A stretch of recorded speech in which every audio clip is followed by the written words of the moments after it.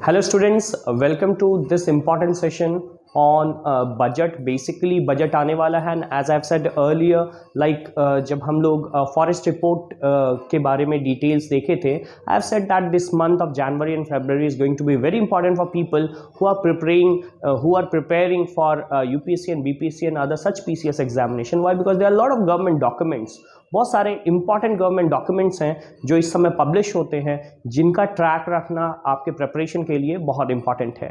चूंकि last 2 years से मैं ये बजट सेशन ले रहा हूं, मुझे अक्सर ये क्वेश्चन आता है कि सर बजट से रिलेटेड जो इंपॉर्टेंट कुछ ऐसे जेनेरिक टर्म्स हैं उस टर्म्स को समझाया जाए ताकि बजट की अंडरस्टैंडिंग ज़्यादा बेहतर हो सके। चूंकि परसों बजट आने वाला है, तो आज हम लोग इस पर्टिकुलर सेशन को लेकर के आए जिसमें इंपॉर्टेंट टर्म्स और टर्मिनोलॉजीज बजट से रिलेटेड जो होगा वो हम लोग कवर करने वाले हैं।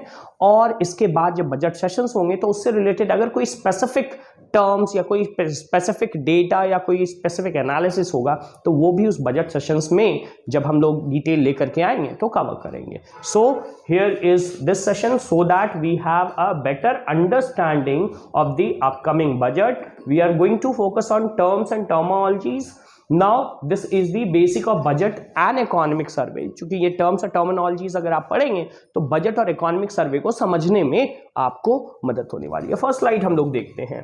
फर्स्ट स्लाइड बेसिकली जो है बजट का इंट्रोडक्शन कहता है। ये बहुत ही सिंपल स्लाइड है। जब भी आप बजट पढ़ रहे होंगे, चाहे आप इकोनॉमिक्स में पढ़ा है और अगर आपने पॉलिटी में पढ़ा है, तो आप इस पर्टिकुलर आर्टिकल को जरूर फेस किया होगा, article 112 in the constitution. So what does this 112 article say?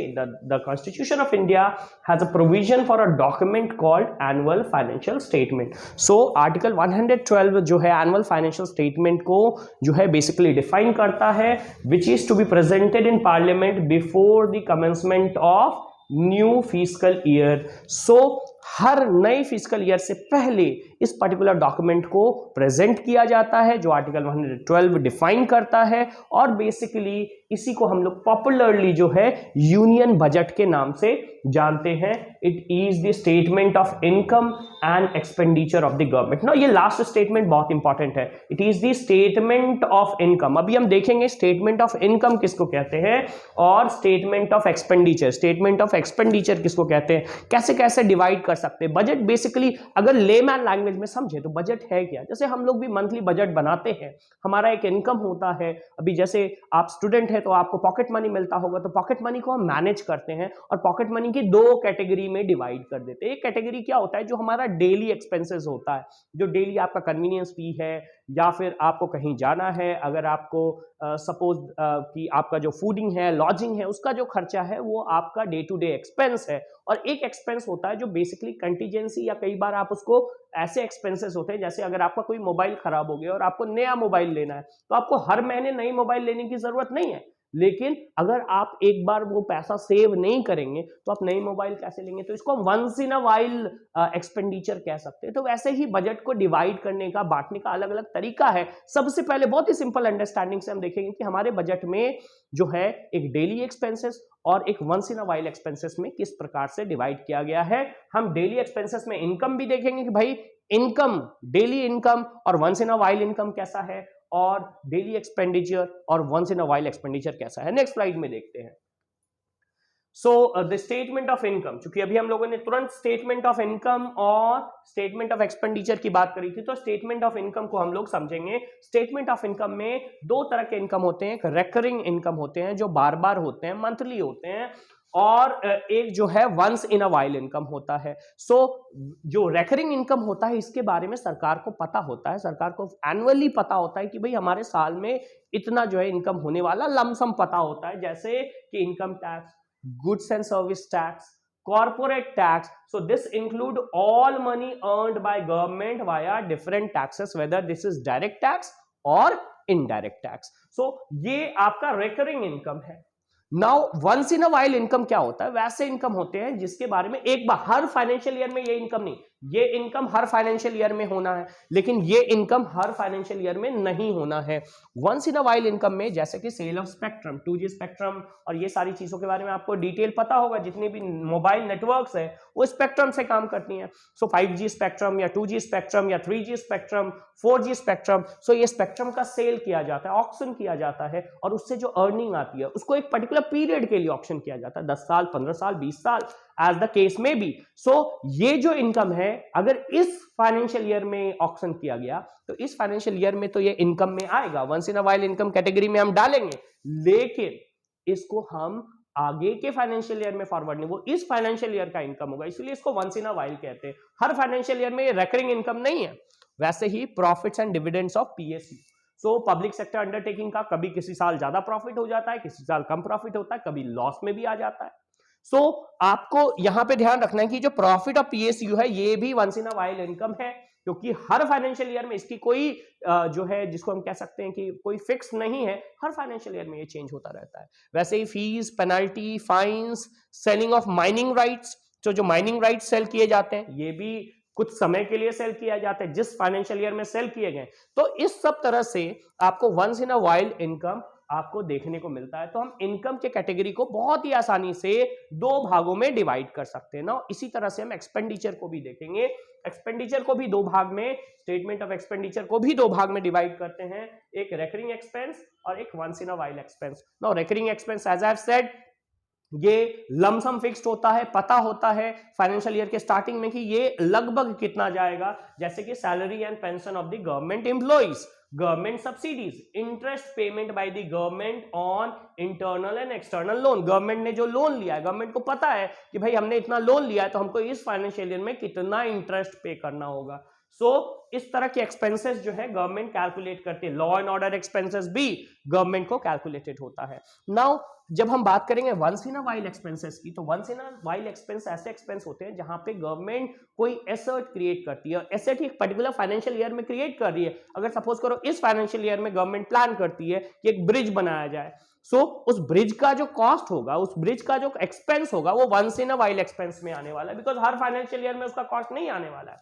So creating an asset, capital expenditure, defence expenditure on some special project, अगर कोई डिफेंस गवर्नमेंट कोई डिफेंस इक्विपमेंट एक्वायर करना चाहती है इंटरनेशनली, तो जो गवर्नमेंट बजट एलोकेशन करेगी वो इस फाइनेंशियल ईयर के लिए होगा, और ये भी once in a while expense होगा। तो बहुत आसानी से हम लोग अपने इनकम को भी दो तरह से डिवाइड कर सकते हैं, और ये हम लोग अपने डेली बजट के साथ भी कर सकते हैं। एज आई हैव सेड, अगर आपको बाइक लेनी है तो वो once in a while expense होगा, लेकिन अगर आपको सपोज करो कि आपको कहीं से एक जगह से दूसरी जगह ऑटो फी, जो आपका ऑटो चार्जेस होते हैं वो देना होता है, तो वो जो है रेकरिंग एक्सपेंस होगा, बिकॉज आपको हर रोज वो देना है, महीने में देना है और साल में भी देना है।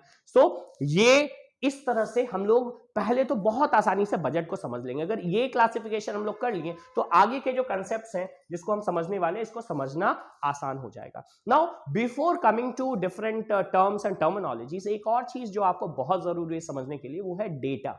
कौन कौन से डेटा से हम बजट में डील करते हैं, और बहुत आसान है ये समझना। देखिए, बजट 1 फरवरी को प्रेजेंट हो रहा है। अभी हम बात करेंगे 2017 से 1 फरवरी में ये डेट चेंज हुआ है, पहले जो है इसका डेट कुछ और था। सो 1 फरवरी को जब हम बजट प्रेजेंट करते हैं तो ये बजट बेसिकली अपकमिंग ईयर के लिए होता है। ये चूंकि ये फेब में अभी प्रेजेंट होगा, सो ये फेब में जो प्रेजेंट होगा वो इस पर्टिकुलर फाइनेंशियल ईयर में नहीं, इसके बाद वाला फाइनेंशियल ईयर जो 1 अप्रैल से, बिकॉज अभी कौन सा फाइनेंशियल ईयर चल रहा है, अभी हमारा फाइनेंशियल ईयर चल रहा है 2021-22, 2021-22 फाइनेंशियल ईयर चल रहा है। ये कब तक चलेगा, 2022 के मार्च तक, 31 मार्च, 31 मार्च तक ये चलने वाला है। और इसके बाद जो बजट अभी पेश होने वाला, अभी 1 फेब को, डे आफ्टर टुमारो, जो फाइनेंस मिनिस्टर निर्मला सीतारमण जो बजट पेश करने वाली हैं, वो बजट किस फाइनेंशियल ईयर के लिए करने वाली है, वो 2022-2023 के लिए करने वाली है। सो आपको पहले तो ये समझ में आना है।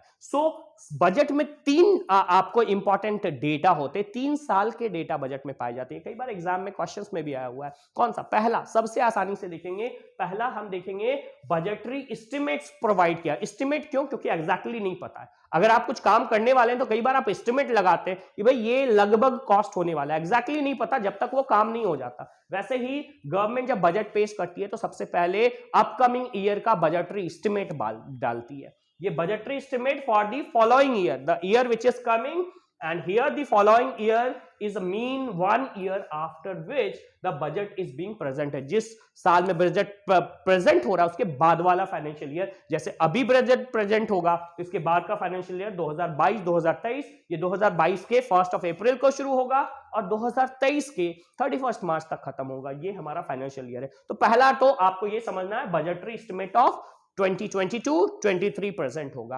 अच्छा, ये पहला डॉक्यूमेंट है। दूसरा डॉक्यूमेंट क्या है भाई, हम देखेंगे provisional data of current year. अभी जो ईयर फरवरी में प्रेजेंट हो रहा है, तो फरवरी में कौन सा फाइनेंशियल ईयर चल रहा है जिसका बजट पिछले साल प्रेजेंट हुआ था, वो था 2021-2022। सो 2021-2022 2021-22 का जो डेटा होगा, वाई बिकॉज अभी तक, बिकॉज बजटरी प्रोसेस अभी काम कर रहा है, फेब है, अभी मार्च का मंथ होने वाला है, तो ये सारा डेटा अभी आया नहीं, डेटा कंसोलिडेट नहीं हुआ है। सो गवर्नमेंट डिपार्टमेंट में डेटा कंसोलिडेट होगा और तब जाकर के फाइनल डेटा आने वाला, जब हम सारा कैलकुलेट करेंगे। लेकिन प्रोविजनल डेटा आ गया होगा। प्रोविजनल डेटा मतलब वो बहुत पक्का डेटा नहीं होता, उसमें कुछ करेक्शंस बाकी होते हैं। तो ये प्रोविजनल डेटा भी आपके बजट में पेश होता है, which is going for the year 2021-22। जिस साल के लिए बजट पिछले साल पेश हुआ था उसका प्रोविजनल डेटा आ जाएगा। पिछले साल जब ये बजट पेश हुआ था तो इसका हमने बजटरी एस्टिमेट देखा था। हम क्या देखेंगे इस बार, ये भी देखने वाली चीज होती है कि बजटरी एस्टिमेट और प्रोविजनल डेटा में एग्जैक्टली कितना डिफरेंस हो जाता है। मतलब क्या गवर्नमेंट ने जो फिस्कल पॉलिसी बनाई है, वो जो गवर्नमेंट जिस विजन से काम कर रहा था, वो विजन कितना ज्यादा जो है वो गवर्नमेंट इंप्लीमेंट कर पाई है, कितना ज्यादा सही है। इसको भी हम लोग इस दोनों के प्रोविजनल डेटा और जो फाइनल डेटा आएगा जिस समय हम देखेंगे, या जो गवर्नमेंट ने बजटरी एस्टिमेट्स दिया था जो कि प्रीवियस ईयर का था, उसको हम कैलकुलेट करके उसको कंपेयर करके देख सकते हैं। तो ये तो दूसरे डेटा की बात हो गई। सो पहला डेटा बजटरी एस्टिमेट्स किसके लिए, 2022-2023 के लिए, provisional data for the year 2021-22, and the last is the actual data. Because अब एक्चुअल डेटा किस साल के लिए भाई, इस साल से ठीक पिछले साल के लिए 2020-2021 लास्ट बजट, इससे पहले वाले 1 फरवरी 2021 में जब बजट पेश किया गया था तो 2020-21 के लिए प्रोविजनल डेटा दिया गया था, बिकॉज उस समय फाइनल डेटा नहीं आया। जैसे मैंने बताया कि अभी करंट ईयर के लिए फाइनेंशियल डेटा नहीं आया है।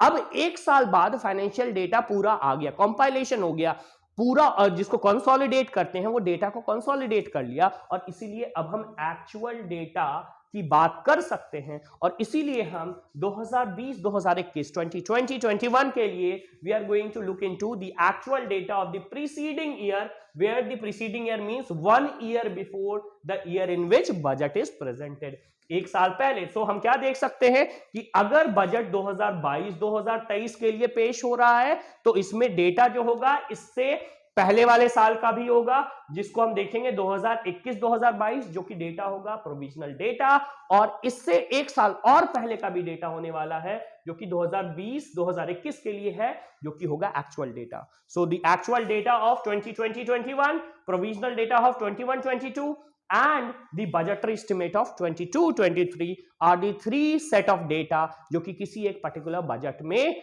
प्रेजेंट होता है। और ये बहुत इंपॉर्टेंट होता है बिकॉज इन डेटा को कंपेयर कर करके हम अपने flow of economy, direction of economy भी देख पाते हैं। सो आई होप ये तीनों डेटा के बारे में आपको समझ में आ गया होगा। अब हम आगे चलते हैं और डिफरेंट टर्म्स और टर्मिनोलॉजीज को देखते हैं। कुछ इंपॉर्टेंट पॉइंट्स है। The budget is presented with respect to every financial year, that is from April 1 to March 31. Broadly, we can divide budget into 3 parts. Now, there are different ways and means through which these budget could be divided. But what are we going to do is, we are going to divide it into different accounts. So, first is the consolidated fund. Detail में देखेंगे क्या है ये fund. इसके बाद contingency fund देखने वाले हैं, और इसके बाद public account. 3 different heads में budget जो है deal करता, और in fact consolidated fund, contingency fund और पब्लिक अकाउंट्स के स्टेटमेंट ऑफ इनकम और स्टेटमेंट ऑफ एक्सपेंस को कैलकुलेट किया जाता है बजट में। इसीलिए हमने इस 3 बेसिक पॉइंट्स को लिया है। For each of these fund the government is required to present the statements of receipts and expenditure as I said earlier,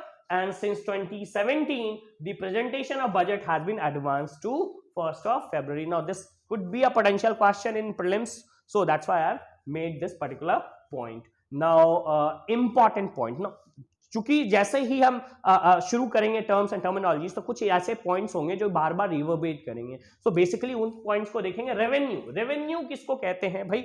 budget में कई तरह के रेवेन्यू आएगा, रेवेन्यू एक्सपेंडिचर आएगा, रेवेन्यू इनकम आएगा. तो सबसे पहले समझ लो रेवेन्यू क्या होता है. So it is a form of money generated in nature of income or earning. So when we talk about revenue, we are going to talk about income or earning for a firm or a government. So it could be for a firm, if it's a generic term, so revenue एक firm का भी होता है, एक limited corporation का भी होता है और एक गवर्नमेंट का भी होता है. तो चूंकि हम बजट की बात करें तो हम ये गवर्नमेंट के रेवेन्यू की बात करेंगे, of government which does not increase the financial liability of the government, so which is not going to, so this is not loan, revenue is different from loan. So हम क्या देखेंगे कि भाई which does not increase financial liability government का increase नहीं करता है, this is revenue. Now receipts की जब हम बात करते हैं तो ये थोड़ा सा डिफरेंस होता है. this is any form of accrual of money to the government, किसी भी तरह का accruals होता है. so अगर लोन भी हमने लिया तो हम receipts में देखते हैं. so receipts is any form of accrual of money to the government. and lastly हम क्या बात कर रहे हैं? 6 स्टेजेस ऑफ बजटिंग की.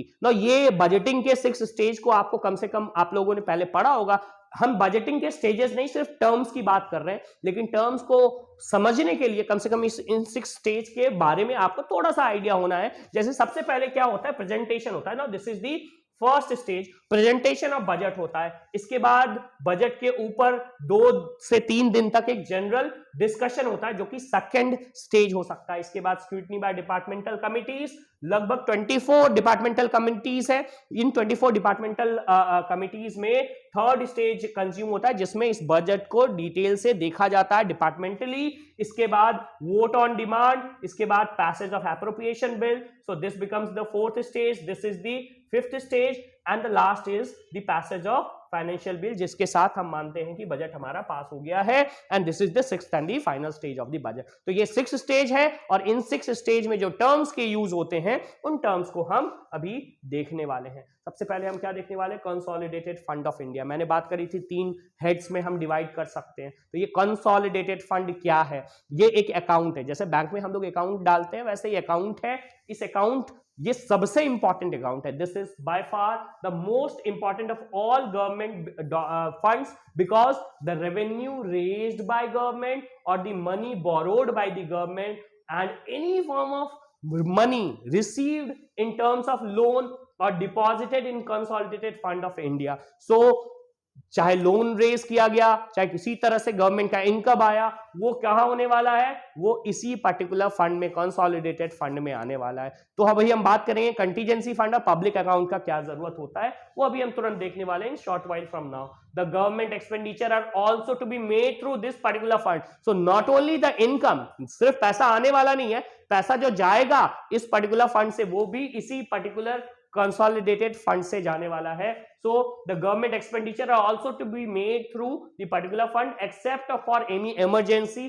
emergency के लिए अगर कोई अचानक से इमरजेंसी आ जाएगी तो उसके लिए एक अलग से फंड रखा गया है जिसको हम कंटीजेंसी फंड कहते हैं. अभी हम देखने वाले. देखिए 3 फंड है. कंसोलिडेटेड फंड, गवर्नमेंट अकाउंट जो है वो 3 भाग में डिवाइडेड है, कंटीजेंसी फंड और पब्लिक अकाउंट. कंसोलिडेटेड फंड हमने देख लिया, जिसमें पैसा आता है, जिसमें पैसा जाता है, जिससे एक्सपेंडिचर होता है, जिससे इनकम जो भी गवर्नमेंट का होता है इसी फंड में आता है. अगर कोई इमरजेंसी हो गया तो इसके लिए आपको पता नहीं, अचानक से कोई डिजास्टर हो गया, गवर्नमेंट को कुछ फंड की आवश्यकता है, तो वो कंटीजेंसी फंड में होता है. और अभी हम शॉर्ट वाइल फ्रॉम नाउ हम लोग पब्लिक अकाउंट की बात करेंगे कि भाई ये दोनों तो हो गया, पब्लिक अकाउंट क्या होता है.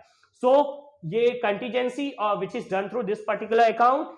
Each and every penny through consolidated fund of India is withdrawal with the prior approval of parliament. This have been asked many time in the examination कि जो फंड होता है कंटीजेंसी, बेसिकली कंसोलिडेटेड फंड से 1 रुपया भी जो होता है बिना पार्लियामेंट के अप्रूवल के नहीं निकल सकता है. सो this is the importance because government का सारा इनकम इसमें आता है और जो एक्सपेंडिचर होता है यहां से होता है और वो एक्सपेंडिचर की सही स्क्रूटनी होनी चाहिए. इसलिए पार्लियामेंट का अप्रूवल कंटीजेंसी फंड को यूज करने के लिए बहुत जरूरी होता है.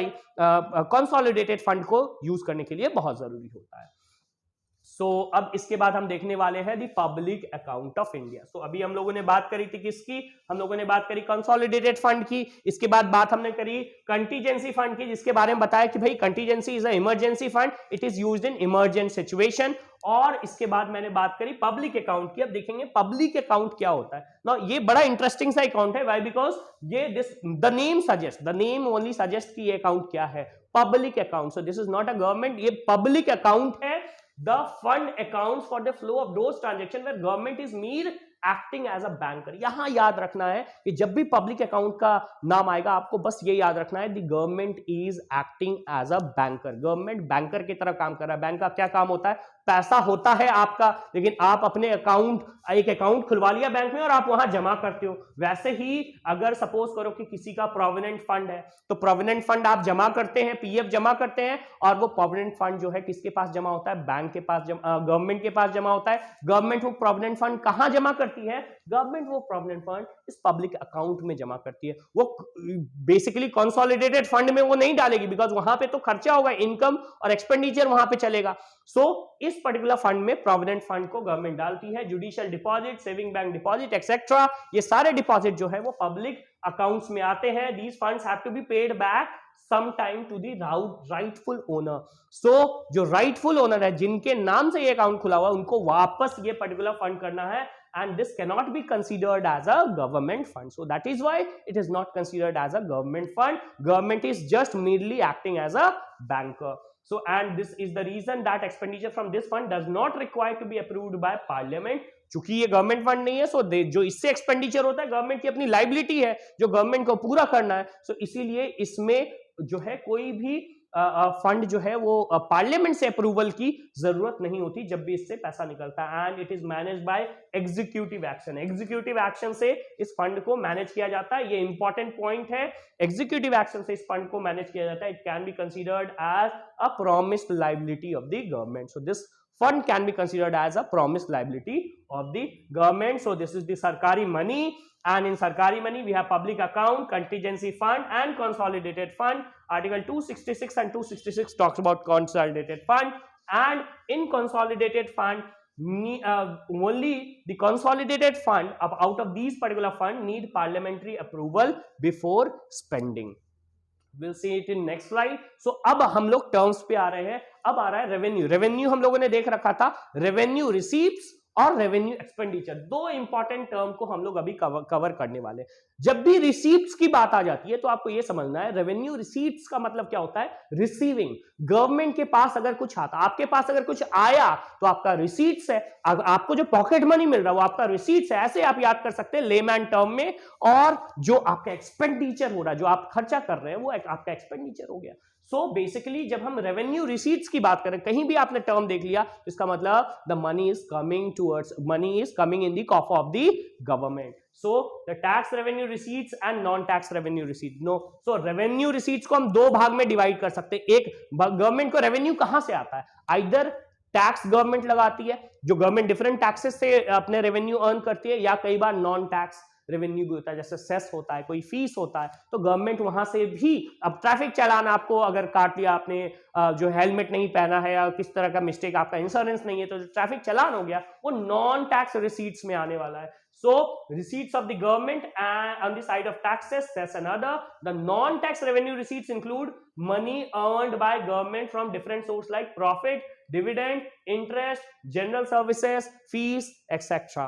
So ये आपका रेवेन्यू रिसीट्स हो गया, गवर्नमेंट का इनकम हो गया। रेवेन्यू कहां से आ रहा है गवर्नमेंट को, so revenue receipts. I hope it is clear. अब हम बात करेंगे रेवेन्यू एक्सपेंडिचर की। Any expenditure that does not result in creation of asset is treated as revenue expenditure, जिसमें एसेट का फॉर्मेशन नहीं हो रहा है। एसेट का मतलब क्या, अभी हम बात करेंगे कैपिटल एक्सपेंडिचर की। जब हम कैपिटल फॉर्मेशन करते हैं, कोई एक ऐसा एसेट क्रिएट करते हैं जिसको हम आगे भी यूज करने वाले हैं, तो वो एसेट फॉर्मेशन होता है, और उस वैसे एक्सपेंडिचर को हम कैपिटल एक्सपेंडिचर कहते हैं। जैसे एक एग्जांपल ले सकते हैं, जो डेली हम लोग एक्सपेंसेस करते हैं, वो हमारा डेली जो खर्च होता है वो कैपिटल एक्सपेंडिचर नहीं होगा। लेकिन अगर प्राइवेट लाइफ में अगर हम देख ले, हम लोगों ने एक घर एक्वायर किया है, एक लैंड लिया है, तो जो लैंड हमने एक्वायर किया है वो एसेट होने वाला है। सो क्रिएशन ऑफ एसेट के लिए जो एक्सपेंडिचर नहीं होता है, उसके बाहर जो एक्सपेंडिचर होता है उसको रेवेन्यू एक्सपेंडिचर कहते हैं। Like expenditure on salaries,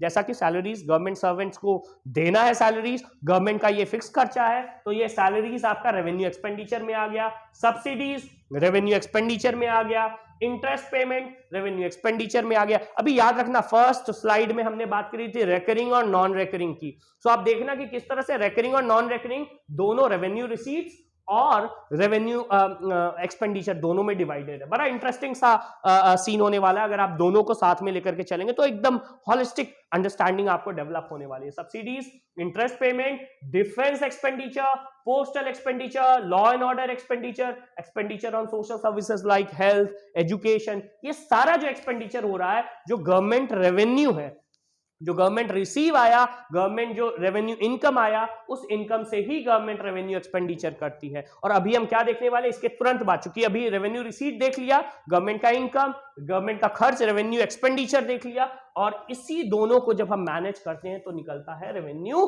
deficit. So revenue deficit क्या है, देखिए यहां मिनिस्ट्री ऑफ फाइनेंस ने ये पर्टिकुलर स्लाइड प्रोवाइड किया है। इस स्लाइड में हम पहले देखेंगे कि भाई मिनिस्ट्री ऑफ फाइनेंस इसको किस तरह से डिफाइन करती है। सो मिनिस्ट्री ऑफ फाइनेंस जो है वो कहती है कि रेवेन्यू डेफिसिट क्या, it is difference between revenue expenditure and revenue receipts. अभी हमने रेवेन्यू एक्सपेंडिचर देखा और रेवेन्यू रिसीट्स देखा, भाई इसको इससे माइनस कर देंगे तो क्या निकलने वाला है, रेवेन्यू डेफिसिट होने वाला है। It shows the shortfall of government current receipts over current expenditure। Government का जो करंट इनकम है और जो गवर्नमेंट का करंट खर्चा है, मंथली आपको 10,000 रुपए मिल रहे हैं, आपके जो है यहाँ अगर आप कहीं पे बाहर में स्टडी कर रहे हो तो आपका पॉकेट मनी 10,000 रुपीज है। आपने 10,000 रुपीज में कितना खर्च करा, आपने बचा लिया क्या, आपने 9,000 रुपए खर्च किए तो 1,000 रुपया बचा। और अगर आपका 10,000 रुपया 20 तारीख को ही खर्च हो जाता है, 20th ऑफ द मंथ खर्च हो जाता है, तो बाकी के 10 दिन कैसे आप काम करोगे। तो ये जो माइनस हो रहा है, रेवेन्यू डेफिसिट हो रहा है, वो क्या है, आपका जो रेवेन्यू आया, रेवेन्यू रिसीट्स और रेवेन्यू एक्सपेंडिचर। हम क्या देखते हैं, गवर्नमेंट अक्सर रेवेन्यू डेफिसिट में रहती है क्योंकि जो रिसीट्स होता है वो कम होता है और जो एक्सपेंडिचर होता है वो ज्यादा होता है। गवर्नमेंट अपने expenditure, because important expenditure, subsidies, interest payment, defence expenditure, ये इंपॉर्टेंट एक्सपेंडिचर है, इसको गवर्नमेंट रोक नहीं सकती। हम और आप अपने एक्सपेंडिचर को रोक सकते हैं लेकिन गवर्नमेंट ये इंपॉर्टेंट एक्सपेंडिचर नहीं रोक सकती है। सो इसीलिए गवर्नमेंट रेवेन्यू डेफिसिट फेस करती है। क्या है, excess of disbursement of receipts of revenue account is called revenue deficit, as I've explained earlier. Simply it means that government is earning less revenue and is spending more revenue. Ideally the revenue deficit should be zero. Ideal condition क्या होना चाहिए, zero होना चाहिए, जितना कमा रही है उतना ही खर्च होना चाहिए। And as all expenditure on revenue account should be met from receipts of revenue account only. So revenue expenditure जो हो रहा है वो रेवेन्यू रिसीट से ही होना चाहिए, एकदम बैलेंस होना चाहिए। अगर 100 रुपीज उधर रेवेन्यू रिसीट्स में आ रहा है तो 100 रुपीज रेवेन्यू एक्सपेंडिचर होना चाहिए। आइडियल कंडीशन है। When revenue disbursement exceed government income, the government would have to borrow. This borrowing is considered regressive as it is for the consumption. Because अभी जो हम देख रहे हैं, देखो रेवेन्यू एक्सपेंडिचर में आप कोई एसेट का फॉर्मेशन नहीं कर रहे, मैंने पहले बताया, तो कोई एसेट नहीं बना रहे। एसेट क्या होता है, वैसे इन्वेस्टमेंट जहां पे जो आपको आगे चल करके जो है पैसा देने वाले हैं, जो आपको एक इनकम का सोर्स होने वाले हैं। जैसे अगर कोई आपने पीएसयू का फॉर्मेशन कर दिया तो वो एक एसेट फॉर्मेशन हो गया, हम उसको पढ़ने वाले हैं कैपिटल एक्सपेंडिचर में। सो यहां पे हम रेवेन्यू एक्सपेंडिचर की बात करें, डे टू डे एक्सपेंस है। अगर आपको खाना खाने के लिए, अगर आपको अपने रेंट देने के लिए भी बोरो करना पड़ रहा है तो this is going to be a critical situation. It is a regressive form of fiscal management. आपका जो फिस्कल मैनेजमेंट है वो सही नहीं है, यही शो करता है। तो जब भी गवर्नमेंट रेवेन्यू डेफिसिट में आती है तो ऑब्वियसली जो फिस्कल करेक्शन है उसकी रिक्वायरमेंट होती है। मैं उसकी भी बात करूंगा, एफआरबीएम एक्ट की मैं अभी बात करने वाला हूं। So this borrowing is considered regressive as it is for consumption and not for creating assets. So ये है आपका कंसेप्ट रेवेन्यू डेफिसिट का। अब हम बात करने वाले, चूंकि अभी हमने कैपिटल की बात करी थी, so capital receipts and capital expenditure. So जैसे रेवेन्यू हमने देख लिया, ये करंट सिनेरियो से रिलेट करता है। सो कैपिटल रिसीट क्या है? It is called non revenue receipt. So इसको, चूंकि ये रेवेन्यू रिसीट नहीं है, तो इसको नॉन रेवेन्यू रिसीट कहते हैं। The government are known as capital receipt. It include receipt from loan recovery. Government ने किसी को लोन दिया था, वो लोन वापस आया। So borrowing by the government, government ने कहीं से बोरो किया, ये सारे कैपिटल रिसीट्स में आते हैं। और इसके बाद हम क्या, बिकॉज ये गवर्नमेंट ने किसी को, गवर्नमेंट ने एक एसेट, जब लोन प्रोवाइड करती है तो गवर्नमेंट एक एसेट क्रिएट करती है, बिकॉज वो लोन क्या होता है? अर्निंग होता है। So loan is a asset for bank, loan is a asset for government, because जब आप लोन देते हैं तो उस लोन पे इंटरेस्ट आप चार्ज करते हैं और वो इंटरेस्ट आपका अर्निंग होता है। सो अब कैपिटल एक्सपेंडिचर की बात करें तो all the areas which get capital from government are part of capital expenditure and includes loan disbursed by government. अगर लोन गवर्नमेंट अभी दे रही है किसी को, तो चूंकि अभी इस फाइनेंशियल ईयर में दे रही है तो वो कैपिटल एक्सपेंडिचर में होगा। पिछले फाइनेंशियल ईयर का लोन वापस आया तो कैपिटल रिसीट्स में होने वाला है। Next, PSU of the state. कभी पीएसयू को, पब्लिक सेक्टर अंडरटेकिंग को, स्टेट्स को गवर्नमेंट लोन देती है। एंड सम फॉरेन कंट्रीज, कई बार कुछ फॉरेन कंट्रीज को भी गवर्नमेंट लोन या एड्स प्रोवाइड करती है। Loan repayment bye the government for the borrowing made in past. Government भी कई बार लोन लेती है, वर्ल्ड बैंक से लोन ले रखा है, एशियन डेवलपमेंट बैंक से लोन ले रखा है, तो गवर्नमेंट को उसको भी रिपे करना होगा, तो वो कहां जाएगा? एक्सपेंडिचर में जाएगा, capital expenditure and capital expenditure on different head, और इसके अलावा भी डिफरेंट हेड्स में। सो कैपिटल रिसीट्स और कैपिटल एक्सपेंडिचर, ये दो हेड्स आपको यहां पे दिख रहे हैं। नेक्स्ट स्लाइड में देखेंगे इफेक्टिव रेवेन्यू डेफिसिट। तो ये एक इंपॉर्टेंट टर्म है। इंपॉर्टेंट टर्म इसलिए है क्योंकि ये टर्म बहुत रिसेंटली जो है यूज में आया है। बहुत सिंपल है, इट वाज इंट्रोड्यूस्ड इन 2011-12, 2011-2012 के फाइनेंशियल ईयर में हम एक इफेक्टिव रेवेन्यू डेफिसिट के टर्म को देखें। और ना, जब रेवेन्यू डेफिसिट की बात करते हैं, इससे पहले हम लोगों ने रेवेन्यू डेफिसिट देख रखा है। रेवेन्यू डेफिसिट की जब हमने बात करी थी, मैंने आपको एक्सप्लेन करा था क्या है। It is difference between revenue expenditure and revenue receipt. यहां रेवेन्यू की बात कर रहे हैं, ये कैपिटल से डिफरेंट होता है। लेकिन कई बार क्या होता है, देखो इसको समझना बड़ा आसान है। जो यूनियन गवर्नमेंट है, यूनियन गवर्नमेंट जो है वो ग्रांट प्रोवाइड करती है डिफरेंट स्टेट्स और यूनियन टेरिटरी को। सो सेंट्रल गवर्नमेंट है, सेंट्रल गवर्नमेंट ने से फॉर दैट मैटर बिहार को एक पर्टिकुलर ग्रांट प्रोवाइड करा। अब वो ग्रांट डिफरेंट हेड्स में होता है। उस ग्रांट्स के कुछ, या तो कुछ गवर्नमेंट सेंट्रली स्पॉन्सर्ड स्कीम को इंप्लीमेंट करने के लिए, या फिर कुछ डिफरेंट प्रोजेक्ट को इंप्लीमेंट करने के लिए बिहार गवर्नमेंट जो है उस पर्टिकुलर ग्रांट को यूटिलाइज कर रही है। अब बिहार गवर्नमेंट ने उस पर्टिकुलर जो ग्रांट है यूटिलाइज करके उससे एक ब्रिज बनाया, उस पर्टिकुलर ग्रांट को यूटिलाइज करके उससे एक रोड कंस्ट्रक्शन किया। तो ये किसका, ये जो रोड बना, ये ब्रिज बना, ये क्या हुआ? ये बेसिकली एसेट का क्रिएशन हुआ। एसेट का क्रिएशन हुआ तो भाई ये रेवेन्यू डेफिसिट में नहीं आना चाहिए, बिकॉज एसेट बन गया तो अभी हमने बात करी थी, जहां भी एसेट फॉर्मेशन होता है वो कैपिटल में आ जाता है। तो इसीलिए 2011-12 से जो सेंट्रल गवर्नमेंट है वो इफेक्टिव रेवेन्यू डेफिसिट के कंसेप्ट को लेकर के आई।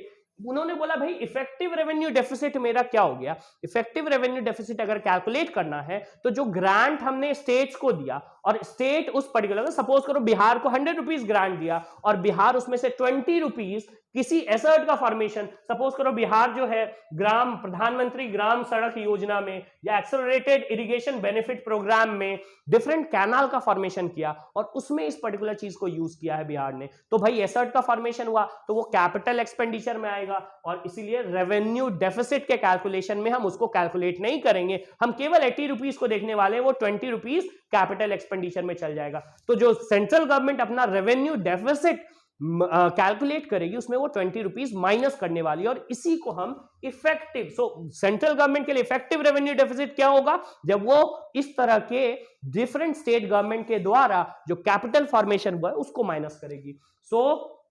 ये है कंसेप्ट इफेक्टिव रेवेन्यू डेफिसिट का। This term was introduced in union budget 2011-12. The new methodology was introduced to capture the effective revenue deficit, which is the revenue deficit excluding those revenue expenditure of the government of India which were done in form of grant and creation of asset, which were done in form of grant and creation of asset. This include Government of India grant forwarded to states, union territory for implementation of centrally sponsored program such as Pradhan Mantri Gram Sadak Yojana, Accelerated Benefit Irrigation Benefit Program, etc.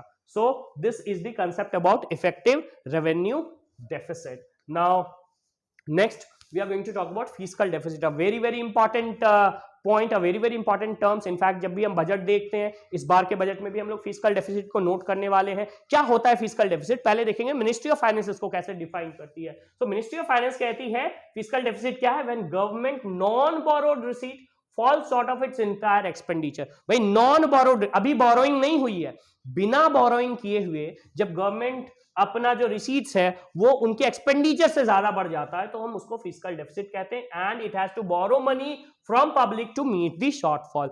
सो जो जिस amount का जो पैसा है वो government बोरो करेगी वो fiscal deficit के रूप में कैलकुलेट होता है.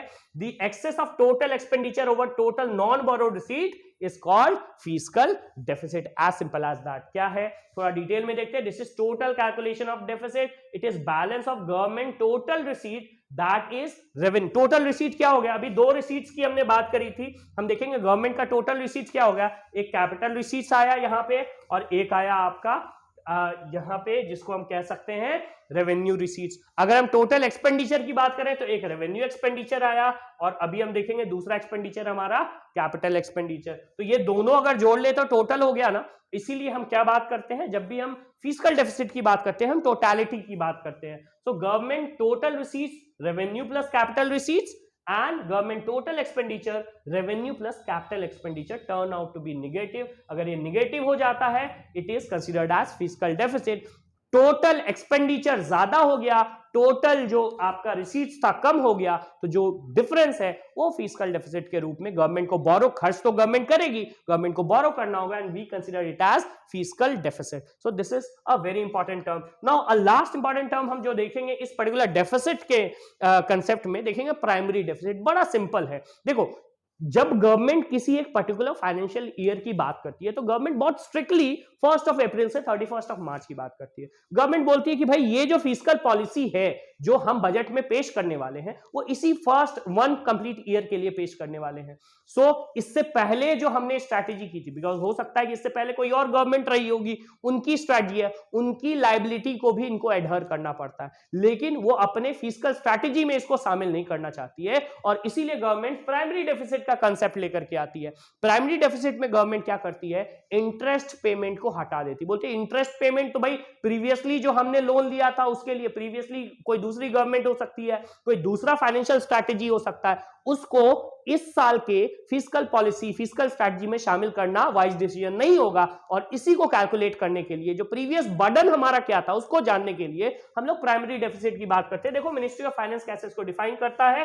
प्राइमरी डेफिसिट क्या है, primary deficit is fiscal deficit minus interest payment. Interest payment जो फिस्कल डेफिसिट हमने अभी फिस्कल डेफिसिट पढ़ा था ना, जो फिस्कल डेफिसिट हुआ और इसमें जो interest payment, because fiscal deficit में हम लोग तो सारा कैलकुलेशन देखेंगे, जो इंटरेस्ट था वो जो इंटरेस्ट गवर्नमेंट ने लोन लिया था और इंटरेस्ट गवर्नमेंट को देना उसको माइनस कर देंगे. तो fiscal deficit minus interest payment, it tells how much government borrowing are going towards meeting expenses other than interest payment. अगर इंटरेस्ट हटा दिया जाए तो कितना गवर्नमेंट जो है बेसिकली अदर चीजों में खर्च कर रही है, इसका जो है कैलकुलेशन होता है. Interest liability of the government reflect the previous fiscal strategy, as I have said previous fiscal strategy को रिफ्लेक्ट करता है of the government and therefore it is not considered while calculating primary deficit. और इसको primary deficit को calculate करने में इसको consider नहीं किया जाता है. The primary deficit is fiscal deficit minus interest payment. बहुत इंपॉर्टेंट पॉइंट है, याद रखना, एग्जाम में कई बार ये क्वेश्चन आया हुआ है. It tells us how much government borrowing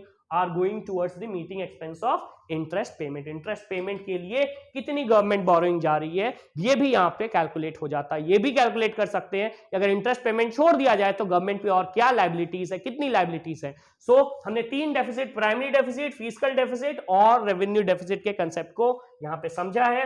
next slide में हम चलते हैं. अब नेक्स्ट स्लाइड में हम क्या करेंगे, थोड़ा सा कंपैरिजन देख सकते हैं fiscal deficit, revenue deficit, effective revenue deficit और प्राइमरी डेफिसिट को. सो बजटरी एस्टिमेट 2021-22, अब आपको पता है ये बीई लिखा हुआ है तो हम बजटरी एस्टिमेट्स क्यों कह रहे हैं. आरई इज रिवाइज्ड एस्टिमेट. जो बजटरी एस्टिमेट अगर उसमें कुछ रिवीजन होता है तो आरई हो जाता है. सो हम क्या देख रहे हैं कि ये डिफरेंट फिस्कल डेफिसिट का ग्राफ है। हम देखेंगे 2008-9 में फिस्कल डेफिसिट ऊपर गया था और फिर धीरे धीरे फिस्कल डेफिसिट मॉडरेट हो रहा था। ये जो अभी ये पीरियड आप देख रहे हैं, ये basically it's post corona period. और पोस्ट कोरोना पीरियड में different strategy, different fiscal stimulus, different spending government को करनी पड़ गई है और एक फिस्कल पुशअप दिया जा रहा है इकोनॉमी को। और इसके कारण से थोड़ा सा जो फिस्कल डेफिसिट है, जब हम बजट का डिस्कशन करने वाले हैं तो हम बताएंगे कि ये जो ग्राफ है ये इस तरह से क्यों जा रहा है और एग्जैक्टली इससे रिलेटेड जो डेटा भी होगा तब हमारे पास प्रेजेंट होगा, सो दैट हम इसके ऊपर ज्यादा अच्छे से एनालिसिस कर पाएंगे। तो एक ओवरऑल जिसको हम कह सकते हैं पैनोरामिक व्यू है, ताकि आपको समझ में आए कि government fiscal stability, fiscal deficit को कंट्रोल करने का काम करती है। ज्यादा फिस्कल डेफिसिट नहीं होना है, क्योंकि अगर ज्यादा फिस्कल डेफिसिट होगा तो मार्केट में लिक्विडिटी ज्यादा होगी और इससे इन्फ्लेशन जो है, और जो कि अभी बहुत बड़ा मुद्दा है इन्फ्लेशन, एक बहुत ही करंट सिनेरियो में हम देखेंगे। अभी हमारे बजट में भी इन्फ्लेशन इंपैक्ट करने वाला है और बजट में डिफरेंट स्ट्रैटेजी जो डे आफ्टर टुमारो आने वाली है, हम देखेंगे इन्फ्लेशन को कर्व करने के लिए होने वाला है। सो ये पर्टिकुलर डेटा है जो आपको थोड़ा सा इस पर्टिकुलर सिनेरियो के बारे में बताता है।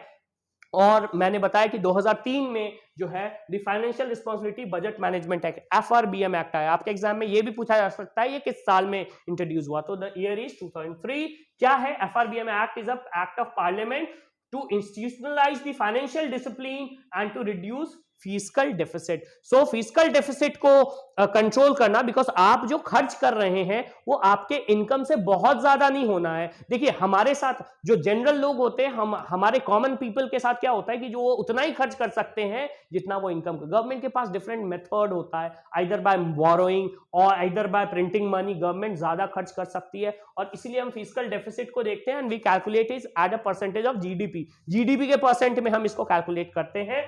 सो fiscal deficit improve macroeconomic management and overall management of the public fund. और हम क्या देखे थे कि it was to eliminate revenue deficit of the country and to bring fiscal deficit to a manageable 3%। So 3% of the GDP के आसपास fiscal deficit को लाया जाए, ये FRBM एक्ट का जो है वो टारगेट था। अभी जो डेटा है, जो अभी हमारे पास डेटा है फिस्कल डेफिसिट से रिलेटेड इस फाइनेंशियल ईयर में क्या है? The fiscal deficit shows that the government is spending beyond it means, as I have said, the gap is usually financed by debt lending towards other burden in terms of interest। so चूंकि जब भी loan लेंगे आप, अब आप पैसे खर्च कैसे करेंगे? लोन लेके करेंगे, और लोन लेंगे तो आप क्या करने वाले हैं? आप ऑब्वियसली इंटरेस्ट पेमेंट करने वाले हैं। तो भाई आपके पास डबल बर्डन हो गया, एक तो अभी फिस्कल डेफिसिट आप कॉज कर रहे हैं और दूसरा आप क्या कर रहे हो, यहाँ पे बेसिकली इंटरेस्ट भी आपको पेमेंट करना है। यहाँ पे एक और टर्म आता क्राउडिंग आउट ऑफ फंड। अगर बैंक गवर्नमेंट ही लोन ले लिया तो जो प्राइवेट प्लेयर्स होंगे उनको तो पैसा बचेगा नहीं, बैंक के पास प्राइवेट प्लेयर्स जाएंगे,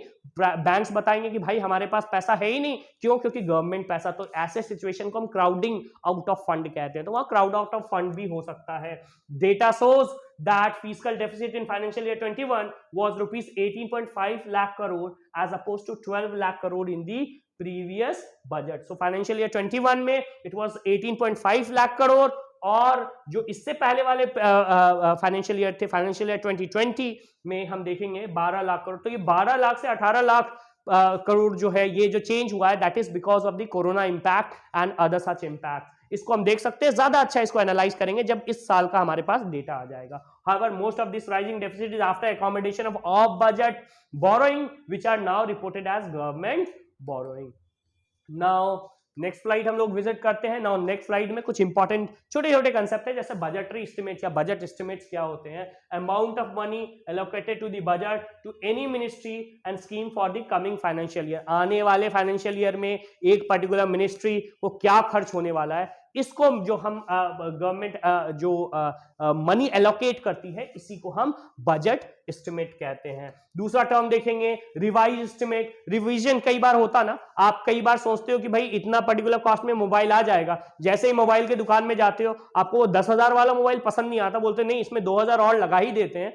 तो आप क्या किया, आपका जो बजट था 10,000 का उसको रिवाइज कर दिया। यहां पे भी revision of the expenditure during mid year review. Mid year review होता है जब आपका फाइनेंशियल ईयर चल रहा है, उस समय रिव्यू होता है और कुछ उसमें रिवीजन होता है। तो ऐसे जो रिवीजन होते हैं उसको हम रिवाइज एस्टिमेट कहते हैं। Revise expenditure are mid year review of possible expenditure and next is the actual estimate. Now actual estimate कब होगा? जो फाइनल हो जाएगा। Actual estimate incur on a scheme by ministry at the end of physical calculation. जब physical calculation खत्म हो जाता है तो एग्जैक्टली कितना खर्च हुआ, आपने मोबाइल ले लिया, अब कितना खर्च हुआ, 13,553 रुपए खर्च हुए, ये एग्जैक्ट कॉस्ट, एक्चुअल कॉस्ट आपका मोबाइल का आया। So that becomes the actual estimate. इसलिए एक्चुअल एस्टिमेट की भी बात करती है गवर्नमेंट। इन तीनों, जो ये तीनों कंसेप्ट हैं, ये हमारे बजट में यूज होते हैं, बजटरी एस्टिमेट यूज होते हैं आने वाले साल के लिए।